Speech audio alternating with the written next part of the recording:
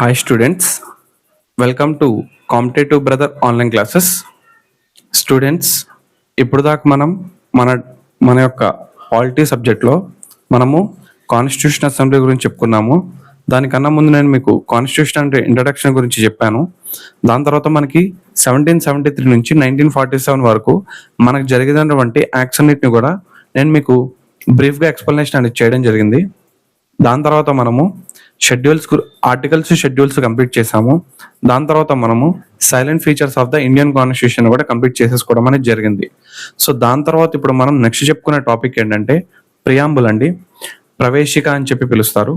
So ఈ preamble లేదా ప్రవేశిక అనే దాని గురించి మనము ఇప్పుడు నుంచి క్లాసెస్ లో క్లియర్ కట్ గా ఇన్ఫర్మేషన్ అనేది తెలుసుకుందాము. అయితే మనకి ఒరిజినల్ గా పాలిటీ సబ్జెక్ట్ అనేది ఇక్కడ నుంచే స్టార్ట్ అవుతుంది. ఓకేనా? సో ఇప్పుడు దాకా మనం చెప్పుకుందంతా ఏంటిదంటే కాన్స్టిట్యూషన్ ఎలా రాస్తారో చెప్పుకున్నాము. ఈ కాన్స్టిట్యూషన్ లో షెడ్యూల్స్ గురించి చెప్పుకున్నాము. మన కాన్స్టిట్యూషన్ కు ఉన్నటువంటి ముఖ్య లక్షణాల గురించి చెప్పుకున్నాం కదా. ఇంకా ఈ రోజు నుంచి మనం ఏం స్టార్ట్ చేస్తామంటే ఇక మనం పాలిటీ సబ్జెక్ట్ లోకి పూర్తిగా ఎంటర్ అయిపోయినట్టనండి. ఇక ప్రవేశిక దగ్గర నుంచి ఈ ప్రవేశిక అనేది భారత రాజ్యాంగం యొక్క మొదటి పేజీగా మనం చెప్పుకోవచ్చు. ఓకేనా? భారత రాజ్యాంగం యొక్క మొదటి పేజీ అనేది మనకి ప్రవేశికతోనే మొదలవుతుంది. ఈ ప్రవేశిక అనే దానిపైన మనకి డిఫరెంట్ పేర్లు ఉంటాయండి. ఈ ప్రవేశికని మనము ఇంగ్లీష్లో చూసుకుంటే ఇంట్రడక్షన్ టు ద కాన్స్టిట్యూషన్ అని, ప్రిఫేస్ అని, ప్రియాంబుల్ అని, పోస్టులేషన్స్ అని, ఎసెన్స్ ఆఫ్ ద కాన్స్టిట్యూషన్ అని, ఇలా మనకి ఇంగ్లీష్లో డిఫరెంట్ నేమ్స్ అనేవి కనపడతా ఉంటాయి. ఎట్ ది సేమ్ టైం మన తెలుగులో చూసుకుంటే భూమిక, అవతారిక, ముందు మాట, పీఠిక, ఉపోద్ఘాతం, తత్వసారం అని చెప్పి మనకి ఇండియన్ కాన్స్టిట్యూషన్కి మన ప్రవేశికకి ఇలా డిఫరెంట్ నేమ్స్ అనేవి మనకు కనిపిస్తూ ఉంటాయి. ఓకేనా? సో ఇప్పుడు మన భారత రాజ్యాంగం గురించి ఒకసారి మనం చూసుకున్నట్లయితే ఈ భారత రాజ్యాంగానికి ప్రవేశిక అనేది ఏదైతే ఉందో ఇది తెలుగు మీడియం వాళ్ళకి తెలుగులోను, ఇంగ్లీష్ మీడియం వాళ్ళకి ఇంగ్లీష్ మీడియంలోను నేను మీకు ఇక్కడ ఫొటోస్ అండ్ ఇమేజెస్ అనేవి నేను ఇక్కడ పెట్టాను. ఒకసారి మీరు యూజ్ చేసి ఈ ప్రవేశికలో ఉన్నటువంటి ఈచ్ అండ్ ఎవ్రీ వర్డ్ ని మీరు చదవండి. At the same time students మీరు ఏం చేస్తారంటే ఈ ప్రవేశికని మీరు ఒకసారి బై హార్ట్ చేసుకోండి. ఈ బై హార్ట్ చేయడం కూడా మాకు కష్టంగా ఉందని చెప్పి మీకు అనిపిస్తే నేను ఎలా బై హార్ట్ చేయాలని దాని కాకుండా ప్రవేశికలో ఉన్నటువంటి ఈచ్ అండ్ ఎవ్రీ వర్డ్ ఇప్పుడు నేను తెలుగులో చదువుతాను, ఒకసారి చూడండి. భారతదేశ ప్రజలైన మేము భారతదేశాన్ని సర్వసత్తాక, సామ్యవాద, లౌకిక, ప్రజాస్వామ్య, గణతంత్ర రాజ్యాలుగా నిర్మించుకోవడానికి, పౌరులందరికీ సాంఘిక, ఆర్థిక, రాజకీయ న్యాయాన్ని అందించడానికి, ఆలోచనలోను, భావ ప్రకటనలోను, విశ్వాసంలోను, ధర్మంలోను, ఆరాధనలోను స్వేచ్ఛ లేదా స్వాతంత్రాన్ని, అంతస్తుల్లోను, అవకాశాల్లోను సమానత్వాన్ని అండ్ భారతీయ ప్రజలందరిలోనూ వ్యక్తి గౌరవాన్ని, జాతీయ సమైక్యతను సంరక్షించుకోవడానికి, సౌభ్రాతత్వాన్ని పెంపొందించుకోవడానికి 1949 నవంబర్ 26న మన రాజ్యాంగ పరిషత్కి ఎంపిక చేసి రూపొందించుకున్న ఈ రాజ్యాంగాన్ని మాకు మేమే సమర్పించుకుంటున్నామని చెప్పి ఈ రాజ్యాంగం యొక్క ఏదైతే మన కాన్స్టిట్యూషనల్ అసెంబ్లీ అనేది ఈ ప్రవేశికలో దీన్ని రాసి దీనికి మాకు మేమే సమర్పించుకుంటున్నామని చెప్పి ఈ రాజ్యాంగ ప్రవేశికను రాసుకోవడం అనేది జరిగింది. ఓకేనా? సేమ్ అలాగే మనకి ఇంగ్లీష్ లో కూడా అదే మనకి ఇక్కడ ఉంటుంది స్టూడెంట్స్. ఓకేనా? సో ఒకసారి మీరు గో త్రూ ఇట్ ఒకసారి. ఓకేనా? సో ఇప్పుడు మన భారత రాజ్యాంగానికి ప్రవేశిక అనేది మన భారత రాజ్యాంగంలోకి ఏ విధంగా వచ్చింది అనే దానిపైన మనకు దీనికి బ్యాక్గ్రౌండ్ హిస్టరీ మనం ఒకసారి చూద్దాం. ఓకేనా? మనందరికీ బాగా తెలుసండి, నేను ఆల్రెడీ మీకు various sources to the Indian constitution అనే టాపిక్ లో మనము అమెరికా రాజ్యాంగం నుంచి, సో అమెరికా అంటే నథింగ్ బట్ యుఎస్ఏ కాబట్టి యుఎస్ఏ రాజ్యాంగం నుంచి మనం ఏం చేసాము అంటే ప్రవేశిక అనే కాన్సెప్ట్ ని మనము అమెరికా రాజ్యాంగం నుంచి తీసుకోవడం అనేది జరిగింది. ఓకేనా? సో ఈ అమెరికా రాజ్యాంగంలో ప్రవేశిక అనే దాని గురించి మనం చూసుకున్నట్లయితే అమెరికా రాజ్యాంగం వాళ్ళ యొక్క రాజ్యాంగాన్ని రాసిన తర్వాత అది ఒక 300 నుంచి 400 పేజీలు ఉంది స్టూడెంట్స్. ఓకేనా? 400 పేజీ ఉంది. మరి ఈ 300 నుంచి 400 పేజీలు ఉన్నటువంటి ఈ అమెరికన్ కాన్స్టిట్యూషన్ ఏదైతే ఉందో దీని గురించి మరి మనకి క్లియర్ కట్ ఇన్ఫర్మేషన్ అనేది, దీని యొక్క సమ్మరీ అనేది మనకు తెలియాలి. ఎందుకంటే ఒక బుక్ యొక్క సమ్మరీ అనేది ఎప్పుడు కూడాను ఆ బుక్ స్టార్టింగ్ పేజ్ లో మనకు రాసినటువంటి ఏదైతే ఈ ఇంట్రడక్షన్ లేకపోతే ఆ భూమిక లేదా అవతారిక అనే పేజ్ ఏదైతే పెట్టారో ఆ పేజ్ లోనే మనకి ఆ బుక్ కు సంబంధించినటువంటి ఆ 300 నుంచి 400 పేజెస్ లో ఉన్నటువంటి మొత్తం విశేషాల గురించి ఒక సమరీగా చేసి ఒక పేజ్ లో రాస్తారు. ఓకేనా? సో ఆ పేజ్ లో రాయడం వల్ల ఆ బుక్ లో ఉన్నటువంటి ఈచ్ అండ్ ఎవ్రీథింగ్ మనం చదవకపోయినప్పటికీ ఆ బుక్ దేని గురించి చెప్తుంది, దాని యొక్క కాన్సెప్ట్ ఏంటనే దానిపైన ఈ సమరీ చదివితే మనకు అర్థమవుతుంది. అలా అమెరికన్ కాన్స్టిట్యూషన్ రాసేటప్పుడు ఫిలడెల్ఫియా కన్వెన్షన్ లో వాళ్ళు మన కాన్స్టిట్యూషన్ కి ఒక ప్రియాంబుల్ ఉంటే బాగుంటుంది కదా అని చెప్పి వాళ్ళు ఆలోచించి వాళ్ళు ఏం చేశారంటే అమెరికన్ రాజ్యాంగంలో వాళ్ళు ఒక ప్రియాంబుల్ పేజ్ ని పెట్టుకోవడం అనేది జరిగింది. ఓకేనా? సో ఇలాంటి ప్రియాంబుల్ పేజ్ ని మన భారతదేశ రాజ్యాంగానికి కూడా ఉండాలని చెప్పి మనం అనుకొని ఈ ప్రవేశిక అనే భావన సో ప్రవేశిక అనే భావన మన భారత రాజ్యాంగంలోకి ఏ విధంగా వచ్చింది అంటే అది మనం యుఎస్ఏ నుంచి అమెరికా నుంచి తీసుకుందామని చెప్పి మీకు గుర్తుండాలి స్టూడెంట్స్. ఓకేనా? సో ప్రవేశిక భావన అనేది మనం ఎక్కడి నుంచి తీసుకున్నామంటే అమెరికా నుంచి తీసుకుందామని చెప్పి మనకు గుర్తుండాలి. మరి ఈ ప్రవేశికలోని సారాంశం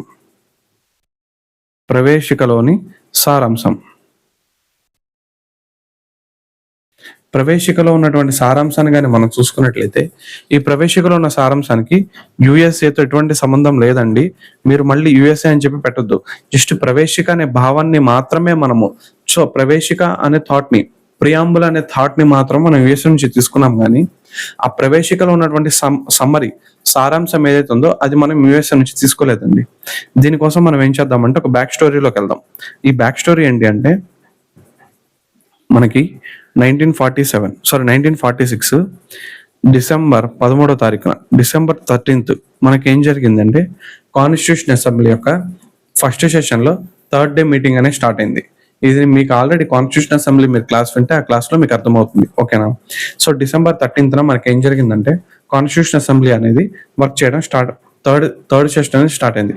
ఈ సెషన్కి వచ్చినప్పుడు మనకి ఎవరైతే మన నెహ్రూ ఉన్నారు కదా, మన జవహర్లాల్ నెహ్రూ ఏం చేశారంటే నెహ్రూ గారు ఏం చేశారు అంటే ఈ భారత రాజ్యాంగం ఏదైతే ఉందో ఈ భారత రాజ్యాంగాన్ని రాస్తున్నటువంటి ఈ పర్సన్స్ ఎవరైతే ఉన్నారో మనకి మొత్తం 389 మంది, ఇది మీ అందరికీ తెలిసిందే. 389 మంది భారత రాజ్యాంగాన్ని రాయడానికి ముందుకు రావడం అనేది జరిగింది. ఓకేనా? ఈ 389 మందికి మోటివేషన్ వచ్చేలాగా వాళ్ళు ఇన్స్పైర్ అవుతూ ఇండియన్ కాన్స్టిట్యూషన్ రాయాలని చెప్పి ఆయన ఏం చేశాడు అంటే ఆబ్జెక్టివ్స్ అండ్ రిజల్యూషన్. ఓకేనా? సో ఆబ్జెక్టివ్స్ అండ్ రిజల్యూషన్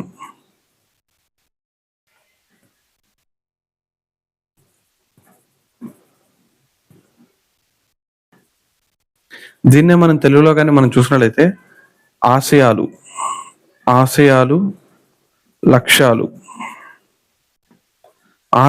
లక్ష్యాలు అనే తీర్మానాన్ని ఆయన ఏం చేశాడు అంటే భారత రాజ్యాంగ పరిషత్తులో ఆయన ప్రవేశపెట్టడం అనేది జరిగింది. ఈ ఆశయాలు లక్ష్యాలు అనే తీర్మానాన్ని భారతదేశ రాజ్యాంగ పరిషత్తులో ఆయన ప్రవేశపెట్టడం అనేది జరిగింది. ఈయన పెట్టినటువంటి ఈ లక్ష్యాలు ఆశయాల తీర్మానం అనేది ఎప్పుడు ఆమోదం పొందిందంటే ఇది ఆమోదం పొందిన డేట్ ఎప్పుడు అంటే 1947 జనవరి 22న దీన్ని ఆమోద ముద్ర వేయడం అనేది జరిగింది. ఓకేనా? సో ఆ రోజుతో లక్ష్యాల ఆశయాల తీర్మానం అనేది మనకి ఆ రోజున మనకి భారత రాజ్యాంగ పరిషత్తు దాన్ని ఆమోదించుకోవడం జరిగింది స్టూడెంట్స్. ఓకేనా? ఈ విధంగా ఈయన ఏమైతే అప్పుడు చెప్పాడో దాన్ని కొంచెం మార్పులు చేర్పులు చేసి దాన్ని మనం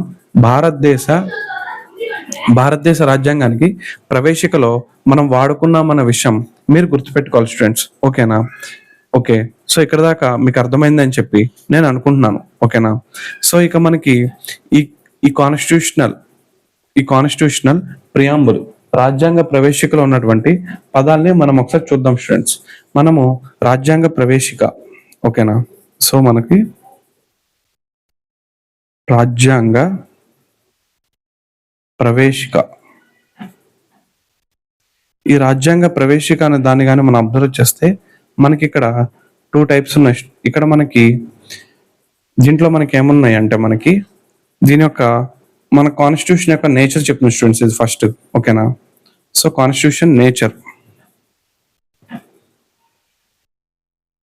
స్వభావం లేదా స్వరూపం అని చెప్పి పిలుస్తారు. స్వభావం లేదా స్వరూపం. భారతదేశ రాజ్యాంగ స్వరూపం ఏ విధంగా ఉందో చెప్తుంది. నెక్స్ట్ ఇటు సైడ్ మనం చూసుకుంటే ఇక్కడ మనకి ఆబ్జెక్టివ్స్, లక్ష్యాల గురించి చెప్తుంది స్టూడెంట్స్. ఓకేనా, లక్ష్యాలు గురించి మనకి రాయడం అనేది జరిగింది. భారతదేశ రాజ్యాంగ ప్రవేశికలో ఉన్నటువంటి స్వరూపాలు, లక్ష్యాలని మనం ఇక్కడ అబ్జర్వ్ చేస్తే మనకు ఫస్ట్ గుర్తొచ్చేది ఏంటంటే, ఫస్ట్ది సర్వసత్తాక స్వరూపం, సర్వసత్తాక, సామ్యవాద. నెక్స్ట్ మూడోది ఏంటంటే లౌకిక.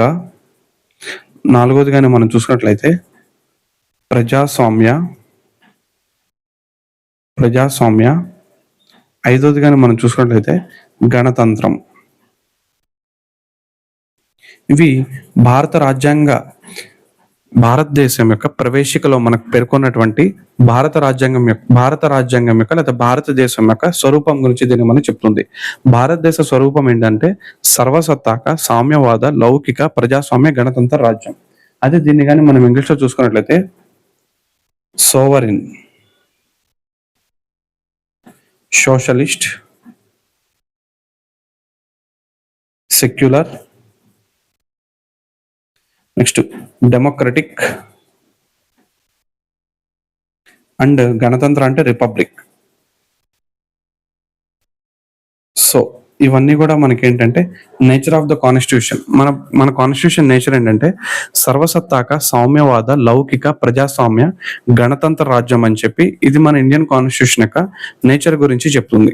ఇప్పుడు మన ఇండియన్ కాన్స్టిట్యూషన్ లో ఉన్నటువంటి ఆబ్జెక్టివ్స్, లక్ష్యాలుగానే మనం చూసుకున్నట్లయితే ఫస్ట్ది మనకి సాంఘిక, ఆర్థిక, రాజకీయ న్యాయం. ఓకేనా, so social, economical and political justice. ఇది ఫస్ట్ ఆబ్జెక్ట్. ఇది ఓకేనా, ఫస్ట్ ఆబ్జెక్ట్ దీని గురించి చెప్తుంది. ఇప్పుడు మన సెకండ్ ఆబ్జెక్ట్ కానీ మనం చూసుకున్నట్లయితే అది ఏంటి అంటే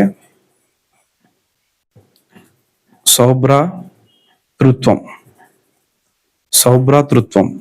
ఓకేనా, సౌభ్రాతృత్వం. దీన్ని మనం ఇంగ్లీష్లో ఏమంటామంటే దీన్ని ఫెటర్నిటీ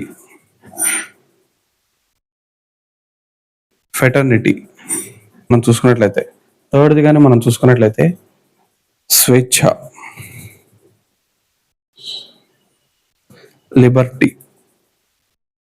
లిబర్టీ అని చెప్తారు.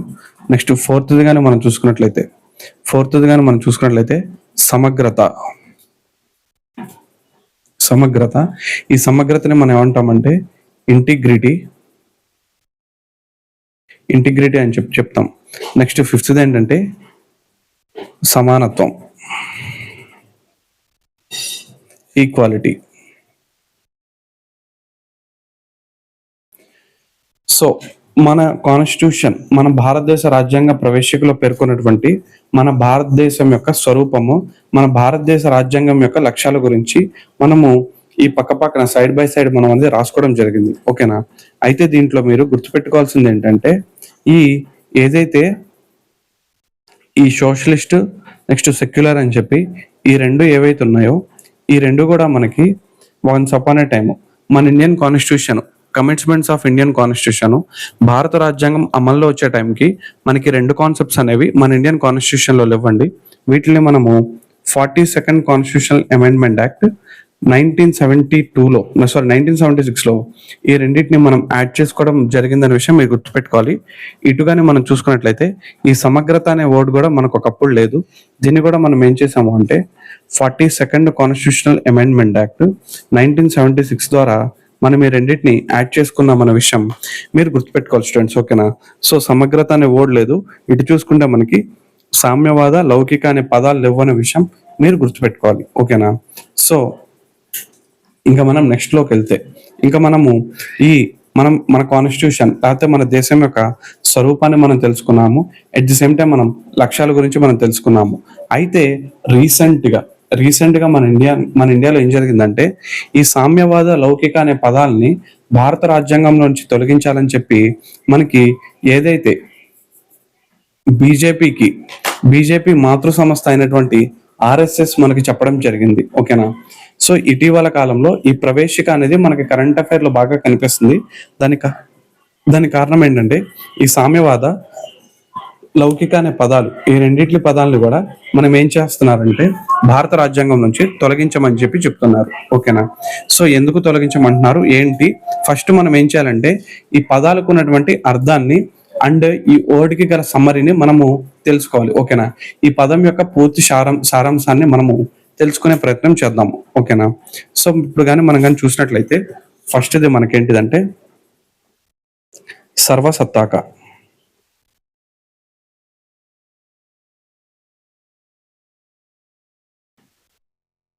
భారతదేశాన్ని సర్వసత్తాక రాజ్యం అని చెప్పి పిలుస్తారు.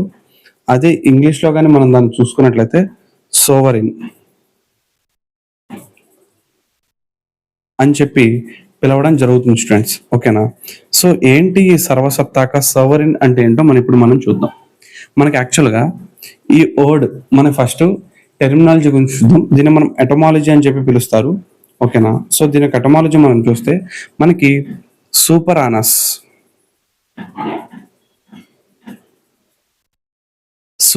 అని చెప్పి మనకి ఒక లాటిన్ వర్డ్ ఉండేది స్టూడెంట్స్. ఓకేనా. సూపర్ ఆనస్ అని చెప్పి ఒక లాటిన్ వర్డ్ ఉండేది. ఈ లాటిన్ వర్డ్ నుంచి మనకి సోవరిన్ అనే వర్డ్ ఫేమస్ అయింది. సోవరిన్ లేదా సోవర్నిటీ అనే వర్డ్ మనకి ఫేమస్ అయింది. ఓకేనా. దీనికి అర్థం కానీ మనం తెలుసుకున్నట్లయితే సోవరిన్ అంటే అర్థమేంటంగా మనం తెలుసుకున్నట్లయితే దీనికి మనకు సుప్రీం అనే అర్థం. సుప్రీం అత్యున్నతమైన అని పదం మనకి అర్థానికి వస్తుంది. సో మన భారతదేశం అనేది ఏంటిదంటే సర్వసత్తాక దేశం. India is the sovereign country. భారతదేశం అనేది సర్వసత్తాక దేశం. సో భారతదేశం అనేది ఏంటిదంటే ఒక సోవరెన్ కంట్రీగా మనకి ఫేమస్ అనమాట. సోవరెన్ కంట్రీగా మనకి ఫేమస్. ఏంటి ఈ సర్వసత్తాక అనే అర్థం ఏంటి అంటే అల్టిమేట్ డెసిషన్ మేకింగ్ పవర్. ఓకేనా. అల్టిమేట్ డెసిషన్ మేకింగ్ పవర్ అంటే అత్యున్నతమైనటువంటి ఏవైతే మనకి అధికారం కలిగి ఉంటుందో అత్యున్నతమైన నిర్ణయాలను మన భారతదేశము తనంతట తానే తీసుకునే అధికారం మన భారతదేశానికి ఉందని చెప్పడమే మనం ఏమంటాము అంటే సర్వసత్తాక దేశంగా మనం అటువంటి దేశాన్ని మనం పిలుస్తాం స్టూడెంట్స్. ఫర్ సపోజ్ ఇప్పుడు మన ఇండియానే ఉంది. మన ఇండియా ఏం జరిగింది అంటే మనకి ఏప్రిల్లో మనకి ఏమైంది, పెహల్గామ్ అటాక్ జరిగింది. సో పెహల్గామ్ అటాక్ జరిగినప్పుడు మనం ఏం చేసామంటే ఆపరేషన్ సింధూర్ని మనము ఎనాక్ట్ చేయడం అనేది జరిగింది. ఈ ఆపరేషన్ సింధూర్ని ఎనాక్ట్ చేసేటప్పుడు ఈ డెసిషన్ మనమే తీసుకున్నాము. మనకి ఏ యుఎస్ఏనో ఏ యుఎస్ఎస్ఆర్ లేకపోతే మనకి ఇటుపైకి ఉన్న బంగ్లాదేశ్ ఆఫ్ఘనిస్తానో ఇలా మనకి ఏ ఒక్కళ్ళు కూడా మన ఇండియా మీద ప్రెషర్ చేయలేదు. మనమే అనుకున్నాము. ఎందుకు మనం ఇలా అనుకున్నాము అంటే పాకిస్తాన్ నుంచి వచ్చినటువంటి టెర్రరిస్టులు మన భారతదేశానికి చెందినటువంటి ఎవరైతే యాత్రికులు ఉంటారో కామన్ పీపుల్ ఎవరైతే ఉంటారో వాళ్ళ మీద అటాక్ చేసి చంపేయడం వల్ల మన భారతదేశం ఏం చేసింది అంటే 2025 మే నెలలో మనం ఏం చేసామంటే ఆపరేషన్ సింధూర్ని లాంచ్ చేసాము. ఈ ఆపరేషన్ సింధూర్ని లాంచ్ చేసి మనం ఏం చేసాము అంటే పాకిస్తాన్ మీద ముఖ్యంగా వాళ్ళ టెర్రరిస్ట్ యాక్టివిటీస్ ఎక్కడెక్కడైతే జరుగుతున్నాయో ఆ ప్రాంతాల మీద మనం ఏం చేసామంటే ఎయిర్ స్ట్రైక్ అనేది చేయడం జరిగింది. ఓకేనా.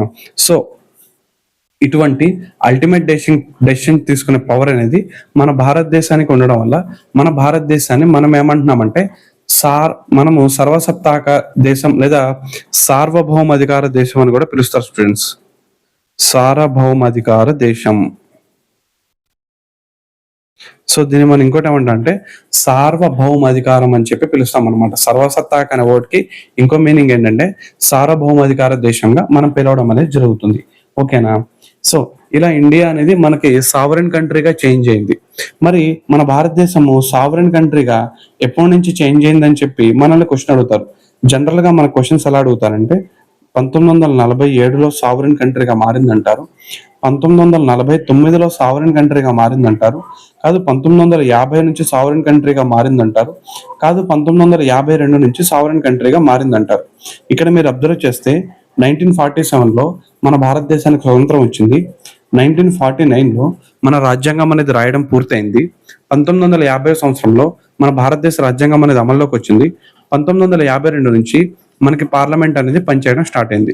సో ఇప్పుడు ఈ ఇయర్స్ ని మనం బేస్ చేసుకుంటే భారతదేశం అనేది ఎప్పటి నుంచి సర్వసత్తాక దేశంగా మారింది, సార్వభౌమాధికార దేశంగా మారింది. From the when was India became the sovereign country అని చెప్పి మనం క్వశ్చన్ అడుగుతారు. అప్పుడు మీరు ఆన్సర్ ఏమైనా పెట్టాలంటే స్టూడెంట్స్, మీరు ఎప్పుడు కూడా ఆన్సర్ దీన్ని 1947 మనం పిక్ చేయాల్సి ఉంటుంది. ఎందుకు 1947 మనం పిక్ చేయాలంటే మనకి భారతదేశానికి 1947 ఆగస్టు 15న మనకి ఇండిపెండెన్స్ అనేది రావడం జరిగింది. ఓకేనా. యాక్చువల్గా మనకి బ్రిటిష్ వాళ్ళు ఏం చేశారు అంటే, బ్రిటిష్ వాళ్ళు మనకి 1947 ఆగస్టు 14వ తారీఖునే మనకి స్వతంత్రం ఇచ్చేయడం జరిగింది. స్వతంత్రం ఇచ్చేస్తున్నాం అని చెప్పినప్పుడు మనకి ఏం జరిగిందంటే భారతదేశాన్ని 2 పార్ట్స్గా డివైడ్ చేశారు. అదేంటిది, మనకి ఒకటి పాకిస్తాను, రెండోది ఏంటంటే ఇండియా అని చెప్పి మనకి 2గా డివైడ్ చేశారు. ఇలా డివైడ్ చేసినప్పుడు ఏం జరిగిందంటే పాకిస్తాన్ నుంచి ఒక పర్సన్, ఇండియా నుంచి ఒక పర్సన్ వెళ్ళి బ్రిటిష్ వాడు ఒక డాక్యుమెంట్ తయారు చేశాడు. ఆ డాక్యుమెంట్ మీద మన ఇండియన్ అఫీషియల్ వెళ్ళి సంతకం పెడితే ఆ రోజు నుంచి మన భారతదేశం అనేది ఏమైతుంది, సర్వసత్తాక దేశం లేకపోతే స్వతంత్రం పొందిన దేశంగా మనం మారుతుంది. అయితే మనకి పాకిస్తాన్ నుంచి ఎవరు వెళ్ళారంటే జిన్నా వెళ్ళడం జరిగింది. పాకిస్తాన్ నుంచి జిన్నా వెళ్ళారు. అదే ఇండియా నుంచి అయితేనేమో మనకి జవహర్లాల్ నెహ్రూ వెళ్ళారు. జవహర్లాల్ నెహ్రూ వెళ్ళడం అనేది జరిగింది. అయితే ఈ జిన్నా అనేవాడు ఏం చేశాడు అంటే మనకి ఆగస్టు 14వ తారీఖే ఆయన సంతకం పెట్టేశాడు. అప్పటికే టైం ఎంత అవుతుందంటే 11 గంటల అర్ధరాత్రి 11 గంటల 59 నిమిషాలు అంటే ఇంకొక నిమిషం ఆగితే మనకి 15వ తారీఖు అనేది వస్తుంది. సో నెహ్రూ సంతకం పెట్టేసిన తర్వాత జైల్ నెహ్రూ కూడా బయలుదేరితే పక్క నుంచి ఒక పర్సన్ ఆపాడు.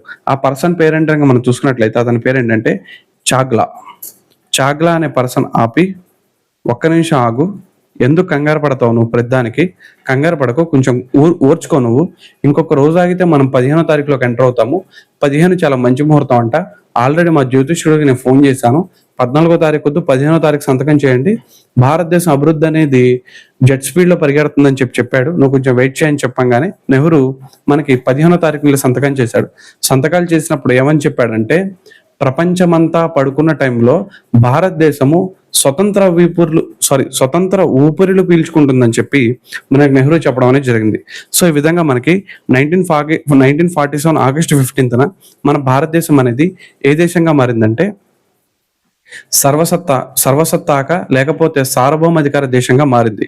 ఇంకా ఆ రోజు నుంచి ఇక మనము అప్పటిదాకా మన భారతదేశం యొక్క డెసిషన్స్ ఎవరు తీసుకున్నారంటే బ్రిటన్ గవర్నమెంట్, బ్రిటన్ పార్లమెంటే మన భారతదేశం చెందినటువంటి ఏ డెసిషన్ మీదనైనా సరే సంతకాలు చేసేది. కానీ అక్కడ నుంచి మన భారతదేశము ఏం చేసింది అంటే మన ఓన్గా మన డెసిషన్లు తీసుకోవడం అనేది స్టార్ట్ అవడం అనేది జరిగిందనే విషయం మీరు గుర్తుపెట్టుకోవాలి స్టూడెంట్స్. ఓకేనా. ఇంకా మనకి ఈ సార్వభౌమాధికారం గురించి ఇంకా మనం కానీ చూసుకున్నట్లయితే మనకి సార్వభౌమాధికారం, ఓకేనా.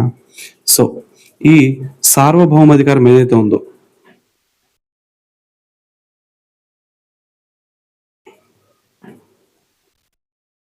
ఈ సావరెన్ అనేది ఏదైతే ఉందో ఇది 2 types గా ఉంటుంది స్టూడెంట్స్. ఓకేనా. 2 types గా ఉంటుంది. దాంట్లో ఫస్ట్దిగానే మనం చూసుకున్నట్లయితే ఒకటి ఇంటర్నల్ సావర్నిటీ అండ్ సెకండ్ది ఏంటంటే మనకి ఎక్స్టర్నల్. ఓకేనా. ఇంటర్నల్ సావర్నిటీ, ఎక్స్టర్నల్ సావర్నిటీ అని చెప్పి 2 types గా ఉంటుంది స్టూడెంట్స్. దీంట్లో మనకి ఇంటర్నల్ సావర్నిటీ అంటే ఏంటి అంటే భారతదేశంలోనే మనంతటా మనం తీసుకున్నటువంటి డెసిషన్స్ స్టూడెంట్స్. సో ఓకేనా. So internal sovereignty, external sovereignty అంటే ఏంటి అంటే దీన్ని మనకి ఫస్ట్ టైము ఇంటర్నల్ సావర్నిటీ అనే వర్డ్ని మనకి ఎవరు యూజ్ చేశారంటే జి బోర్డిన్ బోడిన్ అనే పర్సన్ మనకి ఇంటర్నల్ సావర్నిటీ గురించి చెప్తే, ఎక్స్టర్నల్ సావర్నిటీ గురించి మనకు చెప్పిన పర్సన్ ఎవరంటే హ్యూగో గ్రేషియర్స్. హ్యూగో గ్రేషియన్ అనేటువంటి పర్సన్ మనకి ఏం చెప్పారు అంటే ఇంటర్నల్ సావర్నిటీ గురించి, ఎక్స్టర్నల్ సావర్నిటీ గురించి మనకు చెప్పడం జరిగింది. ఓకేనా. ఇంటర్నల్ సావర్నిటీ అంటే ఏంటి అంటే భారతదేశం లోపల మనం తీసుకునే డెసిషన్స్, భారతదేశం లోపల మనం తీసుకునే డెసిషన్స్ కానీ మనం తీసుకున్నట్లయితే అది ఫస్ట్ ఏంటిదంటే మనకి న్యూక్లియర్ టెస్టింగ్ చేయడం, న్యూక్లియర్ టెస్టింగ్ చేయడం కానీ, లేకపోతే స్పేస్లోకి మనం రాకెట్స్ని లాంచ్ చేసుకోవడం కానీ, లేకపోతే ఇంకా మనకి ఏంటి అంటే రైల్వే నెట్వర్క్ని మనం పెంచుకోవడం కానీ, లేకపోతే మనకి ఇంకా కానీ మనం చూసుకున్నట్లయితే ఇంకా ఇంకా మనకి రోడ్స్ అండ్ హైవేస్ బిల్డ్ చేయడం కానీ, లేకపోతే మనకి మన కొత్త గవర్నమెంట్ స్కీమ్స్ ఏమైతున్నాయో అవి లాంచ్ చేయడం కానీ, ఇవన్నీ కూడా మనకి ఏంటి అంటే ఇవన్నీ కూడాను ఇంటర్నల్ సావర్నిటీ కిందకు వస్తాయి.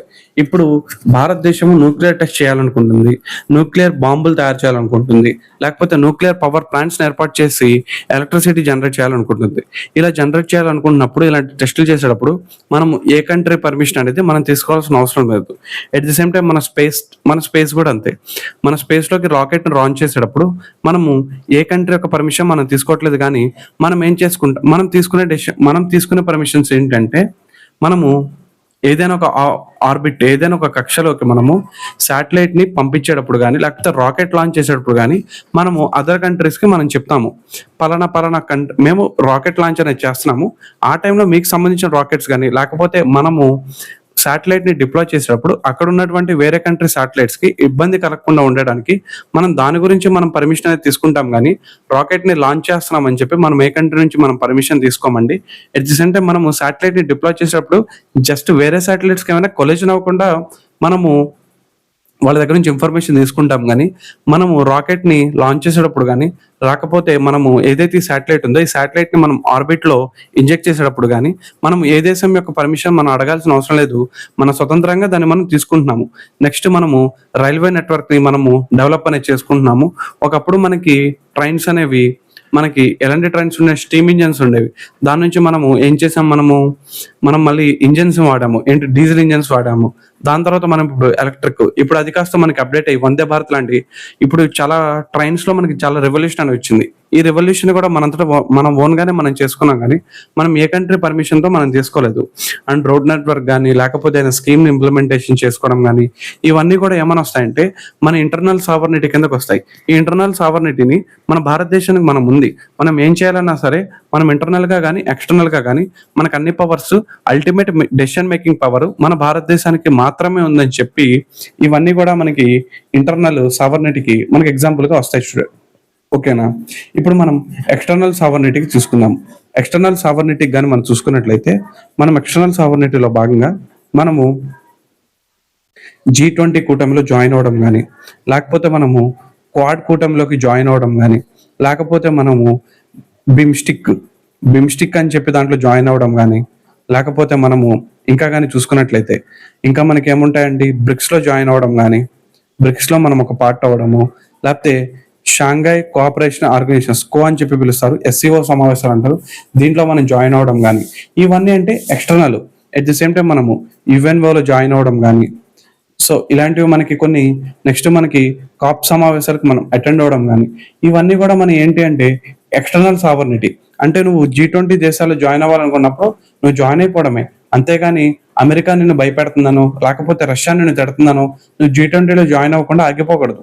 అలాగే క్వాడ్ లో కానీ, బిమ్స్టిక్ లో కానీ, బ్రిక్స్ లో కానీ, SCOలో కానీ, UNO కానీ, నెక్స్ట్ కాప్ సమావేశాల్లో కానీ, వీటిని కూడా ఏంటంటే నువ్వు నీ ఇంటర్నల్ సావర్నిటీ కిందకే వస్తుంది. కానీ అది ఇదంతా నీ ఎక్స్టర్నల్ సావర్నిటీ కిందకి వస్తుంది.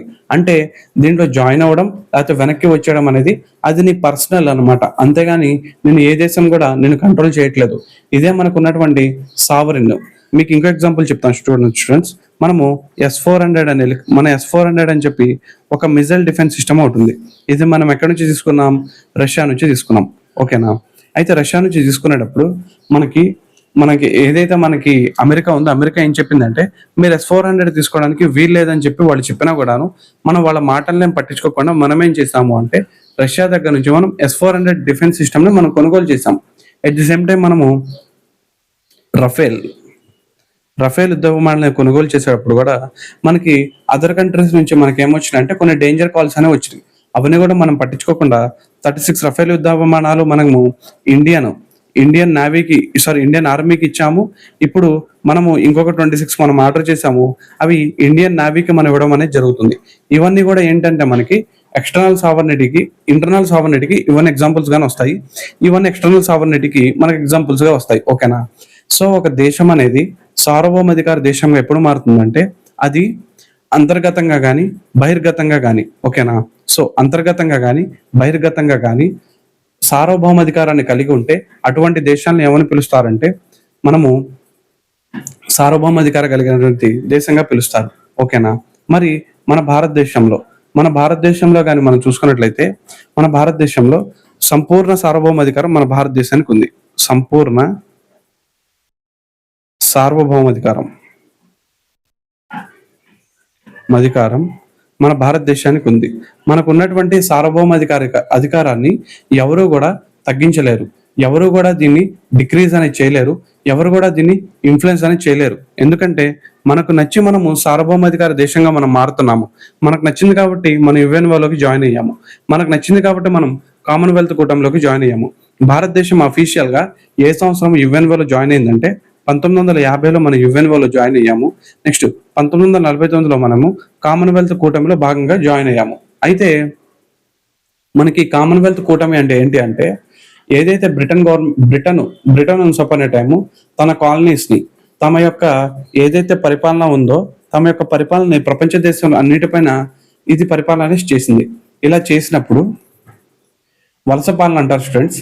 ఈ వలస పాలనని ప్రపంచం అంతా చేసినప్పుడు వాళ్ళ దేశాలకి స్వతంత్రం ఇచ్చేసిన తర్వాత వాళ్ళు ఏం చేశారంటే బ్రిటిష్ తమ పరిపాలించిన ప్రాంతాలన్నింటినీ కలిపి ఒక గ్రూప్ గా ఏర్పాటు చేయాలని చెప్పి అది అలా అనుకొని కామన్వెల్త్ కూటమి అని చెప్పి ఒక కూటమిని ఏర్పాటు చేసింది.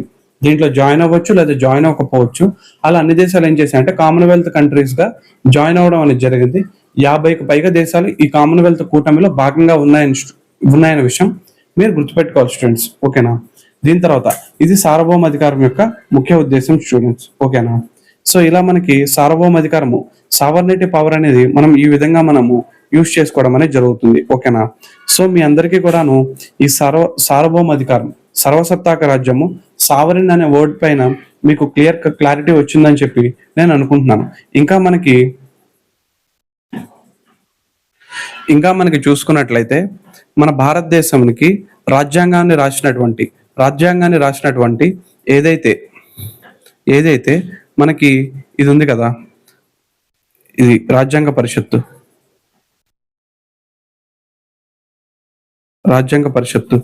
ఇది కూడా మనకి ఏంటంటే సార్వభౌమాధికార సంస్థ స్టూడెంట్స్. ఇది కూడాను సార్వభౌమాధికార సంస్థ. యాక్చువల్గా ఇది 1946 డిసెంబర్ 9న పనిచేసేటప్పుడు ఇది సార్వభౌమాధికార సంస్థగా కాదు. ఎందుకంటే ఇది బ్రిటిష్ వాళ్ళు మనకి 1946లో మనకి ఏం జరుగుతుందంటే క్యాబినెట్ మిషన్ ప్లాన్ వచ్చి ఈ రాజ్యాంగ పరిషత్ని ఏర్పాటు చేసుకోమని చెప్పి దానికి సంబంధించినటువంటి ఎలక్షన్ జరపమని చెప్పింది. ఇది ఏర్పడినప్పుడు సార్వభౌమాధికార సంస్థ కాదు, కానీ 1946 ఆగస్టు 15వ తారీఖు నుంచి ఇది సార్వభౌమాధికార సంస్థగా మారిందనే విషయం మీరు గుర్తుపెట్టుకోవాలి స్టూడెంట్స్. ఓకేనా? ఈ విధంగా మనకి సార్వభౌమాధికారం గురించి మీకు డీటెయిల్ ఎక్స్ప్లెనేషన్ అనేది ఇవ్వడం అనేది జరిగింది. ఓకేనా? నెక్స్ట్ గానీ మనం చూసుకున్నట్లయితే సార్వభౌమాధికారం తర్వాత సామ్యవాదం.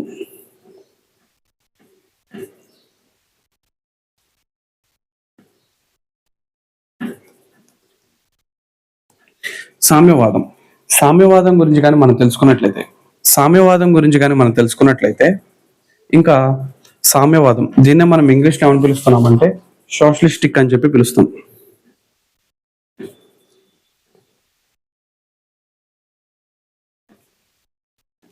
సోషలిస్టిక్ అని చెప్పి పిలవడం జరుగుతుంది. ఓకేనా? సో సోషలిస్టిక్ గురించి అని పిలిచేటప్పుడు దీని గురించి మనం తెలుసుకున్నట్లయితే మన భారత రాజ్యాంగంలో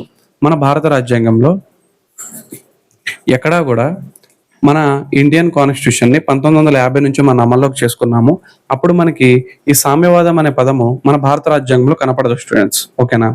అయితే మనం ఏం చేసాము అంటే 1900 1946 సారీ 1976లో మనము 42వ రాజ్యాంగ సవరణ చట్టం ద్వారా కాన్స్టిట్యూషనల్ అమెండ్మెంట్ ద్వారా మనం ఏం చేసాము అంటే ఈ సామ్యవాదం అనే పదాన్ని మన భారత రాజ్యాంగంలోకి మనం రాసుకోవడం అనేది జరిగింది. ఓకేనా? సో మనకి సామ్యవాదం అనే పదాన్ని ఈ విధంగా మనం వాడుకోవడం అనేది జరిగింది. అయితే ఈ సామ్యవాదం అనే పదాన్ని గురించి మనం తెలుసుకునే ముందు మనకి యాక్చువల్గా ఏం జరిగిందంటే మనకి ఎగ్జాక్ట్గా మనం చూసుకుంటే 1955. సో 1955 అండి. 1955లో మనకి ప్రతి సంవత్సరం కూడాను ఐఎన్సి సమావేశాలని మనకు జరుగుతాయి డిసెంబర్లో. అలా 1955లో మనకి అవడి ఐఎన్సి సమావేశం మనకి తమిళనాడులో జరిగింది. తమిళనాడులో మనకి ఐఎన్సి సమావేశం అనేది జరిగింది. ఈ సమావేశం పూర్తయిన తర్వాత నెహ్రూ గారు ఏం చేశారు అంటే మీటింగ్ లోంచి బయటకు వస్తే ఆయనని అందరు రిపోర్టర్స్ అందరూ ఆయన నోట్లో మైక్ ఎట్టేశారు. సారీ, ఆయన దగ్గర మైక్ పెట్టి ఏమని అడిగారంటే మన భారతదేశాన్ని నేను సామ్యవాద దేశంగా చూడాలని చెప్పి కోరుకుంటున్నాను. ప్రపంచంలోనే మొట్టమొదటి సామ్యవాద వ్యక్తిని నేనే అని చెప్పి ఆయనకు కొన్ని ప్రొజెక్షన్ ఇవ్వడం అనేది జరిగింది. ఓకేనా? ఆయనటువంటి ప్రొజెక్షన్ ఇచ్చుకున్న తర్వాత నెహ్రూని అడిగారు, ఓకే అయితే సమసమాజ స్థాపనే మీ లక్ష్యము, సామ్యవాదమే మీ లక్ష్యం కదా, మరి మన భారతదేశంలో ఎటువంటి సామ్యవాదాన్ని మీరు కోరుకుంటున్నారంటే ఆయన చెప్పినటువంటి విషయం ఏంటంటే మనకి మన భారతదేశంలో అంట సోషలిస్టిక్ డెమోక్రసీ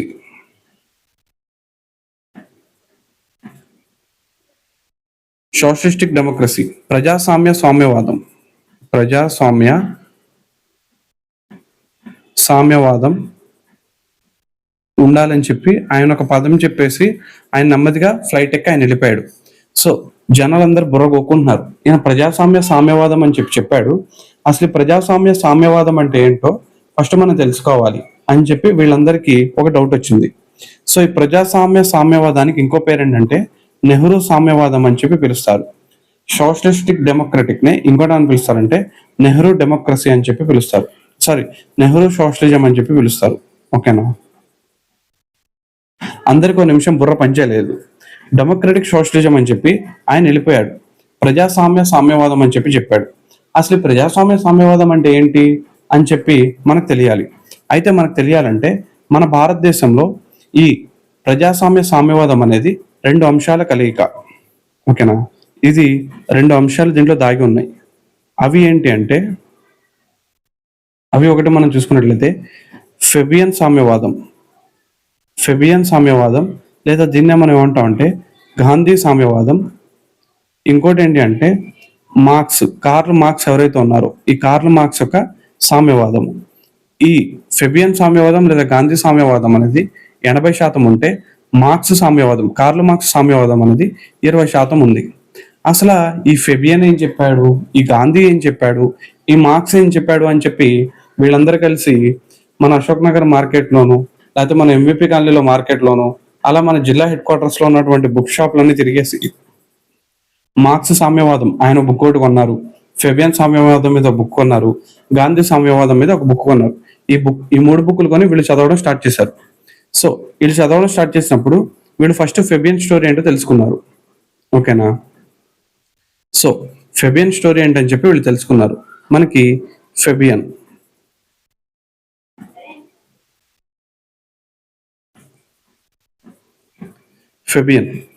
ఫెబియన్ అనే అతను యాక్చువల్గా ఇంగ్లాండ్ రాజు ఒక ఆయన పనిచేసేవాళ్ళండి.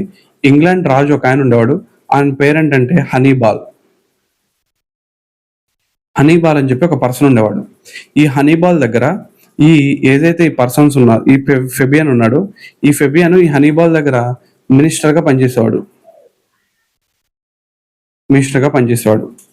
ఫెబియన్ యొక్క ఇది చూస్తే ఇతను మహా క్రూరుడు అండి ఈయన.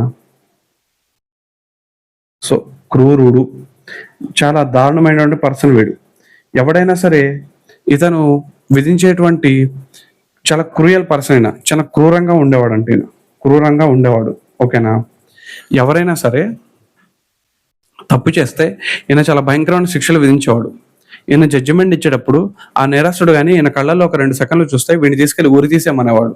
ఎవరైనా సరే చిన్న దొంగతనం చేస్తే వీడికి కాళ్ళు చేతులు నరికేయమనేవాడు. ఎవరైనా సరే చిన్న రాజుకు వ్యతిరేకంగా ఎవరైనా మాట్లాడుతున్నారంటే అతని మనుషులు పెట్టి చంపించేసేవాడు, ఊళ్ళ తగలబెట్టేసేవాడు. అంత భయంకరమైన పర్సన్ హనీబాల్. అతని దగ్గర మినిస్టర్గా పనిచేస్తున్న ఫెబియన్ అనేవాడు చాలా సౌమ్యుడు తను. ఓకేనా. సౌమ్యంగా ఉండేవాడు. ఓకేనా. చాలా సౌమ్యంగా ఉండేవాడు. నేను చాలా సౌమ్యుడిని అని చెప్పి మనకు జగన్మోహన్ రెడ్డి గారు చెప్తారు కదా, అంత సౌమ్యమైన వంటి పర్సన్ మనకు ఫెబియన్ గారు. ఓకేనా. అయితే ఈ ఫెబియన్ ఏం చేశాడు అంటే, ఫెబియన్ని ప్రజలందరూ యాక్సెప్ట్ చేశారు, కానీ ఈ హనీబాల్ని అందరూ కూడా ఏం చేశారంటే రిజెక్ట్ చేసేవాళ్ళు. ఎందుకు రిజెక్ట్ చేశారంటే, ప్రజలు ఏమైనా చెప్తే ఫెబియన్ అనేది మంచిగా విని రాజుకు చెప్పేవాడు, కానీ రాజు ఎటువంటి డెసిషన్స్ తీసుకునేవాడు కాదు. ప్రజలందరికీ ఫెబియన్ అంటే చాలా ఇష్టం ఉండేది, హనీబాల్ అంటే ఆవిడకి ఇష్టం ఉండేది కాదు.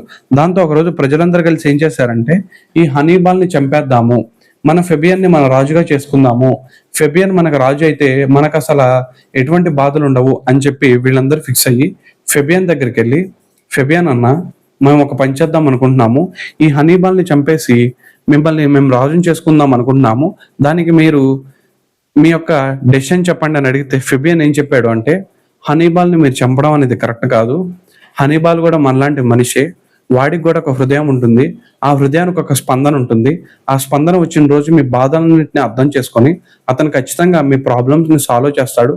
కాబట్టి మనం ఏదైనా సరే శాంతియుతంగా ముందుకెళ్ళాలి తప్పితే మనము రక్తాలు చిందించాల్సిన అవసరం లేదు, ఉద్యమాలు చేయించాల్సిన అవసరం లేదు. ఏదో రోజు ఈ కష్టాలు పెట్టి పెట్టి వాడి మనసు చెలిస్తుంది, వాడి మనసు చెలించి వాడి కళ్ళల్లో నుంచి నీళ్లు బుడబడా కారిపోయి వాడు మనకు ఉన్నటువంటి బాధలన్నీ తీర్చడానికి మనకి ఒక మంచి రాజులాగా మనకి పనిచేస్తాడని చెప్పి ఫెబియన్ చెప్పినటువంటి ఈ విషయాన్ని ఆ ప్రజలందరూ కూడా అర్థం చేసుకొని హనీబాల్ మీద ఎటువంటి అటాక్స్ ఏం చేయకుండా హనీబాల్ అనే మారేదాకా ఎదురు చూసి హనీబాల్ మారి ప్రజలందరినీ మంచిగా చూసుకోవడం అనేది అలవాటు చేసుకున్నాడు. ఈ విధంగా ఫెబియన్ చెప్పినటువంటి థియరీని అప్పుడు ఉన్నటువంటి కొంతమంది విశ్లేషకులు ఏం చేశారంటే, ఈ థియరీని వీళ్ళు ఏం చేశారంటే ఫెబియన్ సామ్యవాదంగా ఫేమస్ చేశారు. ఫెబియన్ సోషలిజం అనే దాన్ని ఫేమస్ చేయడం అనేది జరిగింది. ఓకేనా. సో ఫెబియన్ ఏం చెప్తాడంటే, శాంతియుత మార్గాల్లో మాత్రమే మనము సామ్యవాదాన్ని సాధించుకోవాలి, శాంతియుత మార్గాల్లోనే మనం ప్రజాస్వామ్యాన్ని సాధించుకోవాలని చెప్పి ఫెబియన్ చెప్పాడు. ఈ ఫెబియన్ చెప్పినటువంటి థియరీని ఆధారంగా చేసుకొని మనకి ఫెబియన్ సామ్యవాదం అనేది మనకు ఫేమస్ అయింది. ఈ ఫెబియన్ సామ్యవాదాన్ని బాగా యూజ్ చేసుకున్నటువంటి పర్సన్ ఎవరంటే గాంధీ. కాబట్టి గాంధీ దీన్ని బాగా వాడుతున్నాడు, మన భారతదేశంలో దీన్ని బాగా యూజ్ చేశాడు, దీన్ని బాగా ప్రచారం చేయడంతో దీన్ని మన భారతీయులు ఏం చేశారంటే గాంధీ సామ్యవాదంగా దీని పేరు మార్చడం అనేది జరిగింది. ఓకేనా. గాంధీ సామ్యవాదంగా దీనికి పేరు మార్చడం అనేది జరిగింది. ఓకేనా. అయితే మనకి ఇది ఫెబియన్ సామ్యవాదం. మరి ఇప్పుడు మార్క్స్ సామ్యవాదం అనేది ఎలా ఉండిద్దో మనం చూద్దాం.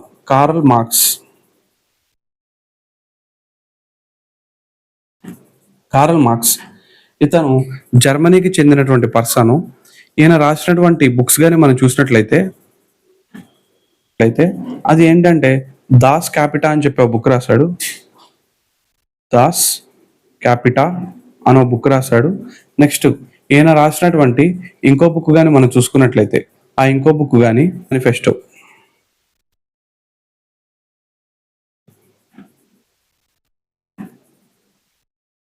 కమ్యూనిస్ట్ మేనిఫెస్టో అని చెప్పి బుక్స్ రాశాడు. ఈయన కొన్ని స్టేట్మెంట్స్ కూడా ఇచ్చాడండి. ఆ స్టేట్మెంట్స్ కానీ మనం చూసుకున్నట్లయితే మతం మత్తుమందు అని చెప్పి చెప్తాడు. మతం మత్తుమందు అని చెప్పి ఈయన ఒక స్టేట్మెంట్ ఇచ్చాడు. ఇంకోటి ఏంటంటే లాభాలు అనేవి చట్టబద్ధమైన దోపిడీ అంటాడు. చట్టబద్ధమైన దోపిడీగా ఈయన చెప్పడం అనేది జరిగింది. సో మనకి మార్క్స్ ఏం చెప్తాడా అంటే, ఈ హనీబాల్ లాంటి రాజులు ఎవరైతే ఉన్నారో, ఈ హనీబాల్ లాంటి రాజులు ఎవరు చెప్పిన మారడు, వీళ్ళ మీద మనం ఏం చేయాలంటే యుద్ధం చేయాలి, రక్తాన్ని చిందించాలి, రక్త మాంసాలతోనే మనము సామ్యవాదాన్ని సృష్టించగలమని చెప్పి మనకి ఎవరు చెప్తారు? మనకి కార్ల్ మార్క్స్ అనేవాడు చెప్తాడు. ఓకేనా? ఇంకా ఆయన ఏం చెప్తాడు అంటే ఉత్పత్తి కారకాలు ఏవైతే ఫ్యాక్టర్ ఆఫ్ ప్రొడక్షన్స్ ఏవైతే ఉన్నాయో అవన్నీ కూడా గవర్నమెంట్ చేతిలో ఉండాలి. దానివల్ల ఏం జరుగుతుందంటే పేదవాడికి కూడాను సరసమైన ధరల్లో మనకి ప్రొడక్ట్స్ ఏవైతే మనకి ఉత్పత్తులు ఉంటాయో అవి అందడం అనేది జరుగుతుందనే విషయము ఈయన చెప్తాడు. ప్రైవేట్ ఆస్తుల్ని రద్దు చేయమంటాడు.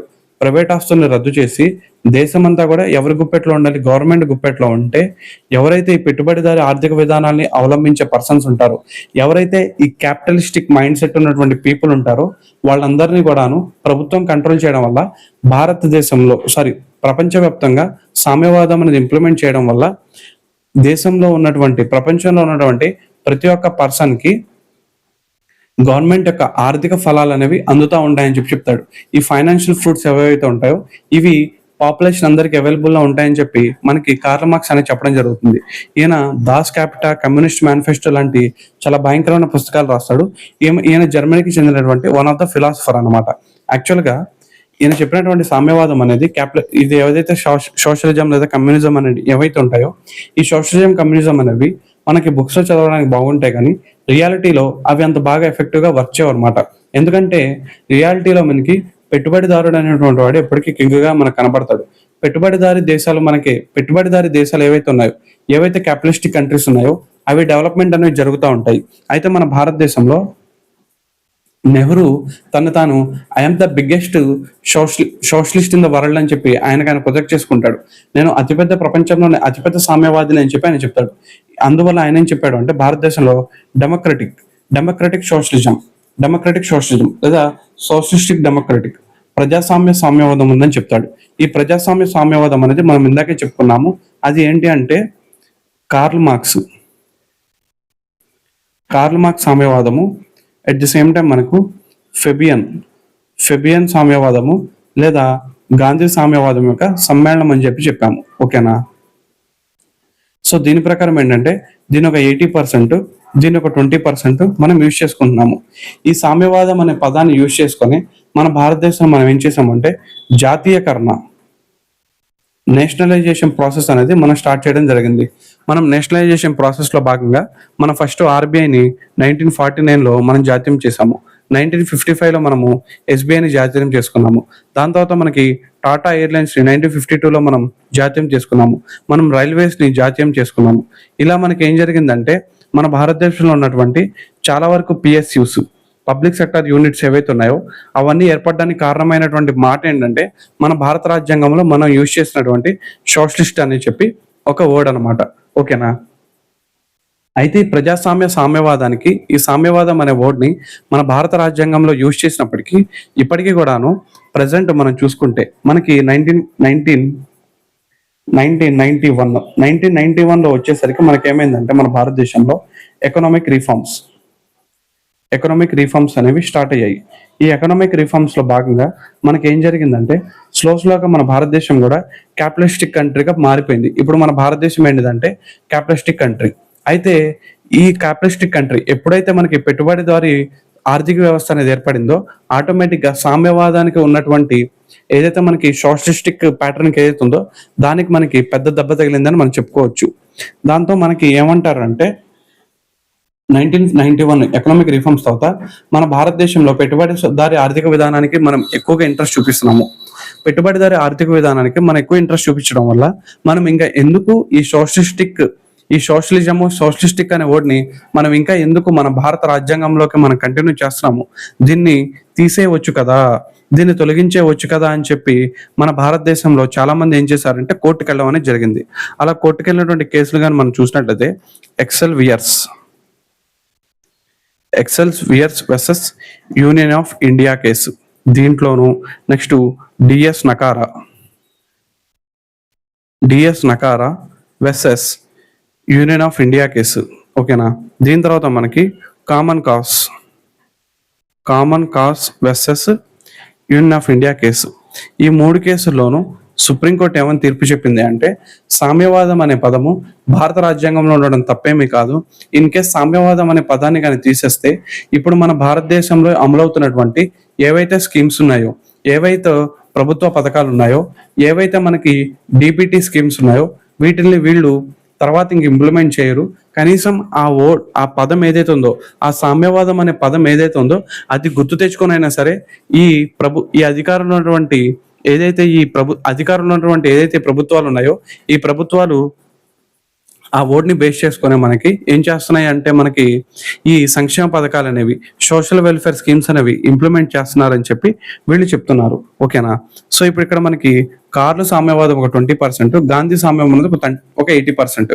దీనికి అర్థం ఏంటి అంటే ఏదైనా సరే ఒక ఆస్తిని మనం జాతీయం చేసుకున్నప్పుడు మనం 80% ఏం చేస్తున్నామంటే శాంతియుత మార్గాల ద్వారానే మనము ఏదైతే ఆ కంపెనీస్ కానీ అవి ఏవైతే ఉన్నాయో ఆ సంస్థలు కానీ ఆ బ్యాంక్స్ కానీ ఏవైనా సరే మనము 80% మనం ఏం చేస్తున్నామంటే కూల్గా శాంతియుత పద్ధతిలో ఎటువంటి హింస జరపకుండానే మనం 80% సామ్యవాదాన్ని మనం ఇంప్లిమెంట్ చేస్తున్నాం. కానీ కొంతమంది ఏం చేస్తున్నారంటే వాళ్ళ కంపెనీస్ని గవర్నమెంట్కి జాతం చేయడానికి ఇవ్వకపోతే మనం 20% కొంచెం క్రూరంగా మనం ప్రవర్తించి వాళ్ళ దగ్గర నుంచి మనం వాళ్ళ ఆస్తుల్ని జాతీయం చేసుకుంటున్నామని చెప్పి మనకి ఈ క్లాస్లో చెప్పడం అనేది జరిగింది. ఓకేనా?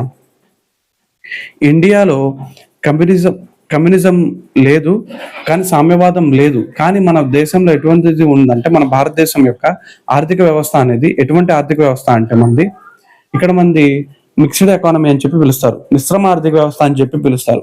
ఇక్కడ మిశ్రమ ఆర్థిక వ్యవస్థను ఎందుకు పిలుస్తారంటే ప్రభుత్వ జోక్యం ఉంటుంది, కానీ అధికంగా జోక్యం అనేది కనపడదు. వ్యక్తిగత ఆస్తులు కూడా మన భారతదేశం సంపాదించుకోవచ్చు. ఆర్థిక వ్యవస్థలో అటు గవర్నమెంట్ వాళ్ళు ఇటు ప్రైవేట్ వాళ్ళు ఇద్దరు కూడా భాగస్వాములుగా మనకి వెళ్తా ఉంటున్నారు. ఇప్పుడు ఫర్ సపోజ్ మన పీపీపీ మోడల్ ఉంది, పబ్లిక్ ప్రైవేట్ పార్ట్నర్షిప్ లో మనము కొన్ని ప్రాజెక్ట్స్ అనేవి మనం కంప్లీట్ చేస్తున్నాము. ఇప్పుడు మన నేషనల్ హైవేస్ ఉన్నాయి, అవి మన గవర్నమెంట్స్ వేయట్లేదండి. మన గవర్నమెంట్స్ వేయకుండా మనం ఏం చేస్తున్నాయి అంటే ప్రైవేట్ వాళ్ళకి కాంట్రాక్ట్ ఇచ్చేసి వాళ్ళు టోల్ గేట్ ఏర్పాటు చేసుకోవడం జరుగుతుంది. ఆ టోల్ గేట్ మీద వాళ్ళకి అమౌంట్స్ అనేవి వెళ్ళిపోతున్నాయి. దాని తర్వాత ఆ రోడ్స్ అనేవి గవర్నమెంట్ హ్యాండ్ ఓవర్లోకి వచ్చేస్తున్నాయి. ఈ విధంగా మనకి ఏం జరుగుతుందంటే ఈ సామ్యవాదం అనే పదాన్ని ఉంచాలా తీసేయాలని దానిపైన మన కోర్టు కేసులు అని జరిగిన విషయం మీరు గుర్తుపెట్టుకోవాలి. ఇది టోటల్ గా మనకి సామ్యవాదం గురించి. ఓకేనా? సో సామ్యవాదం తర్వాత నెక్స్ట్ మనం ఏం చేస్తాము అంటే సామ్యవాదం అది కంప్లీట్ అయిపోయింది. ఓకే అండి, ఇంకా ఈ రోజు క్లాస్ ని మనం ఇక్కడతో స్టాప్ చేద్దాము. ఇక్కడతో స్టాప్ చేసి మన నెక్స్ట్ క్లాస్ లో దీన్ని కంటిన్యూ చేద్దాం స్టూడెంట్స్. ఓకేనా? ఇప్పుడు దాకా మన యూట్యూబ్ ఛానల్లో ఎవరైతే ఈ క్లాస్ చూసారో ఆ స్టూడెంట్స్ అందరికి నేను ఒకటే చెప్తున్నానండి. అది ఏంటి అంటే పేరు యాక్చువల్లీ క్లాస్ అని చెప్పి ఉంటుందండి టెలిగ్రామ్లో. నేను క్లాస్ గా ఫేమస్. నేను ఒక 28K గ్రూప్లో కూడా నేను కొన్ని రోజులు నేను ఫ్రీగా పాలిటీ క్లాస్లో నేను వాళ్ళకు కూడా చెప్పడం అనేది జరిగింది. అయితే నేను కొన్ని రిప్యూటెడ్ ఇన్స్టిట్యూట్స్లో కూడా నేను ఇప్పుడు ప్రజెంట్ పాలిటీ ఫ్యాకల్టీగా వర్క్ చేస్తున్నాను. అయితే అక్కడ ఆఫ్లైన్ ఉంది కానీ ఆన్లైన్ అవైలబిలిటీ లేదు. నేను పర్సనల్గా నా స్టూడెంట్స్కి నేను తెలిసిన కొద్ది మందికి ఎవరైతే ఉన్నారో వాళ్ళందరికీ నేను ఏం చేద్దాం అనుకుంటున్నానంటే ఇప్పటి నుంచి మీకు పాలిటీ ఏదైతే ఉందో ఈ పాలిటీ కోర్స్ అనేది నేను ఆన్లైన్లో తీసుకురావడం అనేది జరుగుతుంది. ఈ ఆన్లైన్ కోసం ఎటువంటి యాప్ అవసరం లేదండి. మన టెలిగ్రామ్ ఛానల్ ఉంటే మన టెలిగ్రామ్ గ్రూప్ ఉంటే సరిపోతుంది. టెలిగ్రామ్లో నాకు ఒక 2 గ్రూప్స్ ఉన్నాయి, class and paid polity classes, class and sample polity classes అని చెప్పి. మీరు ఎవరికైనా సరే నాకు చెప్తున్నటువంటి పాలిటీ స్టైల్ మీకు నచ్చినట్లయితే నెక్స్ట్ నా పాలిటీ టీచింగ్ చేంజెస్ చేసుకోవాలనుకుంటే మీకు ఈ వీడియోకి సంబంధించిన కామెంట్ బాక్స్ అనేది మీకు ఓపెన్లో ఉంటుంది. అక్కడ నుంచి మీరు నాకు కామెంట్స్ అనేవి చేయొచ్చు. సో ఇప్పుడు నేను 599 రూపీస్కి ఈ పాలిటిక్ కోర్స్ అని నేను లాంచ్ చేస్తున్నాను. దీనికి మొత్తము 1 year వ్యాలిడిటీ ఉంటుంది స్టూడెంట్స్. ఈ 1 yearలో కూడా మీకు static subject and current polity నేను డిస్కస్ చేస్తున్నాను. ఆల్రెడీ నేను కరెంట్ పాలిటీకి సంబంధించినటువంటి 2 వీడియోస్ కూడా నేను ఈ ఛానల్లో అప్లోడ్ చేశాను, మీరు అక్కడ చూసుకోవచ్చు. మీరు ఎవరెవరైతే ఏపీపీఎస్సి కానీ టీఎస్పీఎస్సికి కానీ ఎవరెవరైతే ప్రిపేర్ అవుతున్నారో మనకి group 1, 2, 3, 4 and SI constable, SI and PC, అందులోనే మనకు ఎఫ్ఆర్ఓ, ఎఫ్బిఓ, ఏబిఓ, నెక్స్ట్ మనకి ఇంకా ఎండోమెంట్స్, ఎవరెవరైతే ప్రిపేర్ అవుతున్నారో వాళ్ళకి సంబంధించినటువంటి ఈ కంప్లీట్ గ్రూప్ టూ ఓరియంటేషన్, లేకపోతే గ్రూప్ 1 ఓరియంటేషన్లో, లేకపోతే ఈ సబ్జెక్ట్ ఏ అయితే ఎగ్జామ్స్ ఉన్నాయి ఈ ఎగ్జామ్ ఓరియంటేషన్లో మీకు క్లాసెస్ అనేవి మీకు అవైలబుల్లో ఉంటాయి. మీకు 599 రూపీస్కి నేను కోర్స్ అని లాంచ్ చేస్తున్నాను. ఈ కోర్సులో ఉన్నటువంటి క్లాసులన్నీ కూడా నేను మీకు జూలైలో నేను రికార్డ్ చేస్తానండి, 2025 జూలైలోనే. మీ అందరికి ఇంట్రెస్ట్ ఉంటే నేను డిస్క్రిప్షన్లో లింక్ ఇస్తాను. ఆ లింక్ త్రూ మీరు జాయిన్ అవ్వండి. అక్కడ నేను క్లాస్ అని చెప్పి నేను అవైలబుల్లో ఉంటాను. నాకు సంబంధించిన అన్ని గ్రూప్స్లో నేనే ఓనర్ అండి. మీరు దాని నుంచి నాకు ఒకసారి మెసేజ్ చేయండి. నేను మీరు అక్కడ జాయిన్ అయిన తర్వాత మీకు ఆ క్లాసెస్గా నచ్చితే మీరు ఖచ్చితంగా నా పెయిడ్ క్లాసెస్లో మీరు జాయిన్ అవ్వచ్చు. దానికి సంబంధించినటువంటి పేమెంట్ గేట్వేకి సంబంధించినటువంటి స్కానర్ కూడా నేను మీకు అవైలబుల్లో ఉంది. ఓకేనా స్టూడెంట్స్, అందరూ కూడా ఈ అవకాశాన్ని సద్వినియోగం చేసుకోండి. All the best for your exam students. ఓకేనా, థ్యాంక్ యూ అండి, థ్యాంక్ యూ సో మచ్.